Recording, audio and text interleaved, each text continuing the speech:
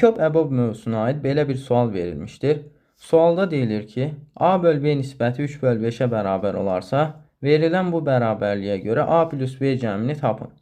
İlk öncə verilən ifadədən bizdə A-nın 3K, B-nin isə 5K olduğu məlumdur. Gətirib əkob AB-də və əbob AB-də A-nın yerinə 3K və B-nin yerinə 5K yaza bilərik. Və K ortaq vuruq kimi mötərizə xaricinə çıxarlar. Onda alarıq ki, K vurulsun əkob 3-5 minus K vurulsun əbob 3-5. Bu isə bizdə şərtdə verilən bərabərliyə görə 42-yə bərabərdir. Əkob AB-də, əbob AB-də 3 və 5 qarşılıqlı sadə ədədlərdir. O zaman əkob onların hasilinə bərabərdir. Yəni əkob bizdə 15 verir.